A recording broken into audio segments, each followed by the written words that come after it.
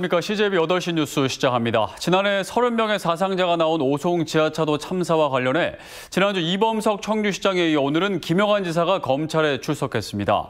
유가족이 단체장들을 상대로 낸 고발장에 따라 조사를 받게 된 건데 중대시민재해가 적용될지 여부가 초미의 관심사입니다. 박원 기자입니다. 검찰이 오늘 김영환 지사를 비공개 소환했습니다. 지난주 금요일 이범석 청주시장에 이어 단체장 소환 조사는 이번이 두 번째입니다. 오송 지하차도 참사 이후 유가족과 시민단체가 단체장 3명에 대해 고발장을 제출한 데 따른 겁니다. 줄곧 재난대응 총책임자인 단체장에 대한 처벌이 필요하다고 주장해왔습니다. 세월호가 그랬고 이태원 참사가 그랬습니다. 책임은 지지 않고 권한만 누리겠다는 이들의 유가족의 직접 책임을 묻고자 합니다. 궁평 이 지하차도에 대해 교통통제를 실시하지 않았고 미호천 범람위험에도 적절한 조치를 취하지 않았다는 게 고발 이유입니다. 검찰은 이 고발장을 토대로 김 지사를 집중 추궁하고 있는 것으로 전해졌습니다.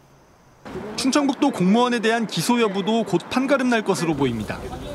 지난 1월 검찰이 참사 당시 충청북도 자연재난과장과 도로관리사업소장에 대해 구속영장을 청구했지만 기각됐고 이후 이들에 대한 기소는 아직까지 이루어지지 않고 있기 때문입니다. 지금까지 검찰은 행복청과 경찰, 소방 등 30명과 법인 2곳을 재판에 넘겼습니다.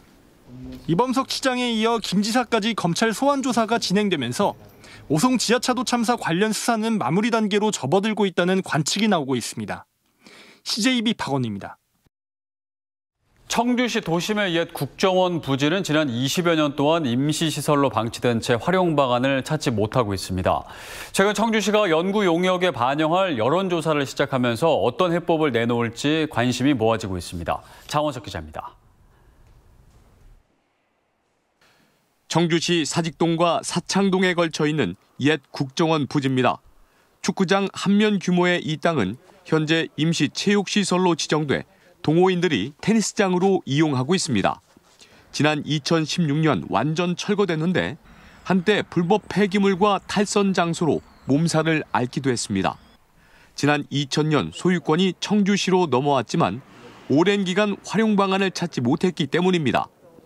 주민들은 체육시설을 포함한 복합 문화공간 조성을 요구하고 있습니다.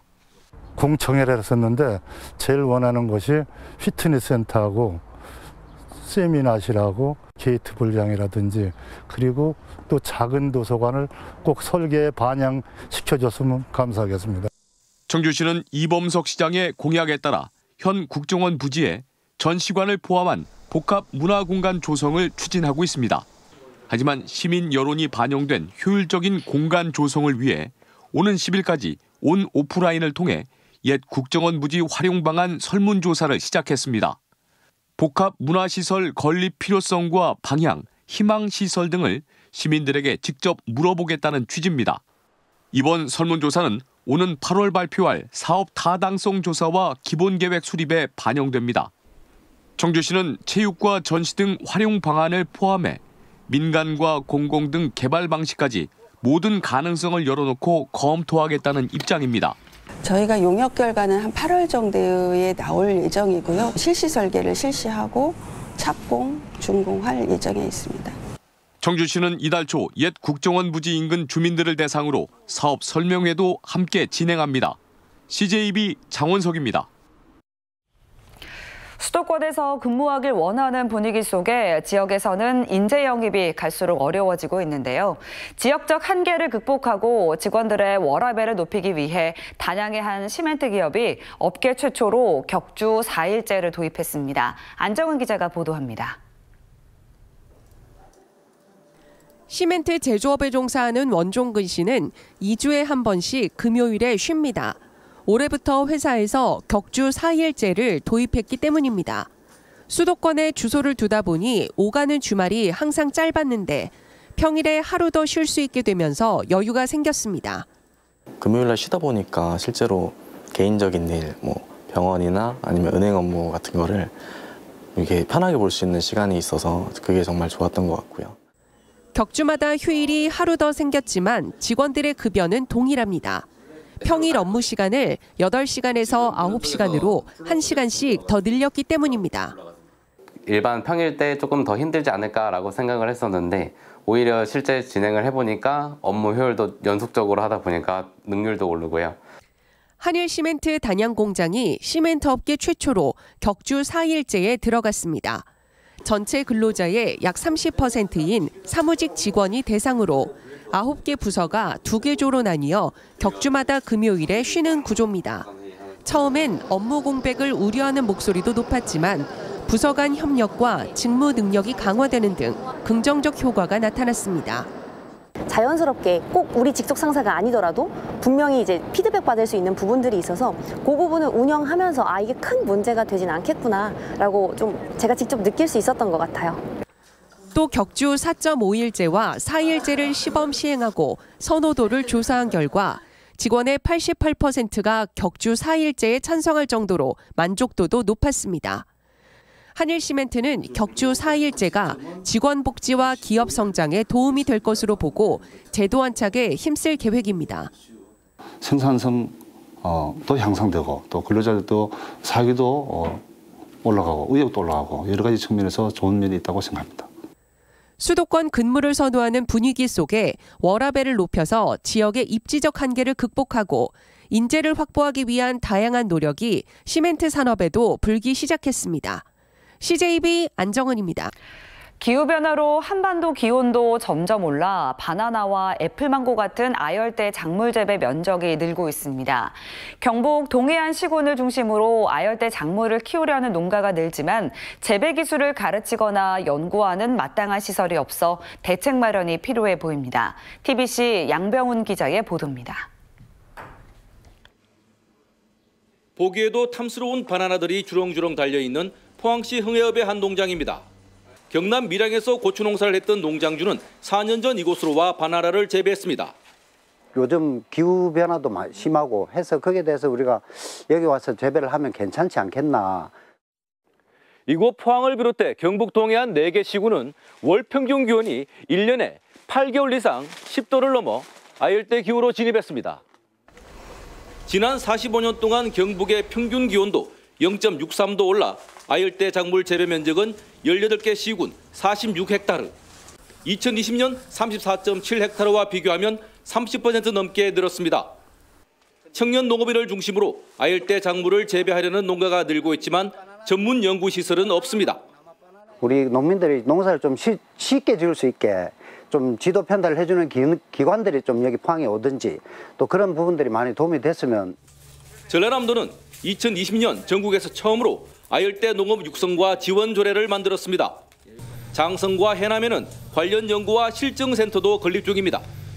덕분에 지난해 기준 전남 지역 아열대 재배 면적은 4,126헥타르로 전국의 60%에 육박합니다. 2020년과 비교하면 20배가량 늘었습니다. 저희 시에서도 그런 지도를 위한 자체 인력이나 예산이 필요하고 또 더 나아가서는 지역의 그런 전문적인 연구기관이나 또는 지도를 할 수 있는 그런 시설들이 있으면 좋을 것 같습니다. 연간 수입액이 1조 7천억 원에 이를 정도로 아열대 과일 수요가 늘고 있어 수입 대체 효과와 농가 소득 증대를 위한 연구시설을 마련해야 한다는 주장이 설득력을 얻고 있습니다. TBC 양병훈입니다. 날을 맞아 민주노총 충북본부 소속 조합원들이 국립현대미술관 청주관앞 잔디광장에서 세계 노동절 충북대회를 개최했습니다. 조합원들은 모든 노동자의 단결을 촉구하는 한편 노동권 보장을 요구하며 충북도청 앞까지 거리 행진을 벌였습니다. 전국교육공무직본부 충북지부가 도교육청 앞에서 기자회견을 열고 하루 2차례나 3차례 급식을 제공하는 이른바 2-3식 학교 급식의 구조적 위기를 타개하기 위한 대책을 마련하라고 촉구했습니다. 이들은 점심 급식을 위해 채용된 급식 노동자들이 아침이나 저녁을 제공하는 학교에서는 새벽 6시부터 조기 출근해야 하는 등 불합리한 노동을 강요받고 있다며 증원이나 초과 근무 수당 지급 등 처우를 개선하라고 요구했습니다. 충북시군의회 의장협의회는 보건소와 읍면보건지소에 우선 배치하는 공중보건의를 공공병원에도 적극 배정하라는 건의문을 채택해 정부에 보냈습니다. 협의회는 지금의 공중보건의 배치 방식은 1980년대에 정해져 지방 의료 현실을 제대로 반영하지 못하고 있다며 공중보건의가 균형 있게 배치될 수 있도록 관련법을 개정하라고 요청했습니다. 보훈교육지원청이 학생 수가 적어 개별적으로 운동회를 열지 못하는 초등학교를 대상으로 1회 보훈 작은학교 어울림 운동회를 열었습니다. 작은학교 큰 희망이라는 주제로 열린 이번 운동회에는 10개 학교 230여 명의 학생이 참가해 다양한 경기를 치르며 화합의 시간을 가졌습니다. 청주 청원경찰서가 어제 저녁 율량동 먹자골목 일대에서 범죄 예방을 위한 캠페인의 일환으로 합동 도보 순찰을 실시했습니다. 함께해요 안전한 일상생활이라는 주제로 진행된 이번 순찰에는 경찰서와 충북교육청, 청주시청, 청주시의회, 자율방법연합대 등 10개 단체 120여 명이 참여해 1시간 30분 동안 예방활동 등을 펼쳤습니다. 청주지방법원은 업무상 보관하던 빌라 관리비를 상습적으로 빼돌려 개인적인 용도로 사용한 60대 A씨에게 징역 6개월을 선고했습니다. A씨는 청주 내수읍의 한 빌라 자치회장으로 근무하며 주민들이 관리비 등으로 낸 공금을 지난 2017년 4월부터 6개월 동안 23회에 걸쳐 2천여만 원을 횡령한 혐의로 기소됐습니다. 주를 모두 마칩니다. 시청해주신 여러분 고맙습니다.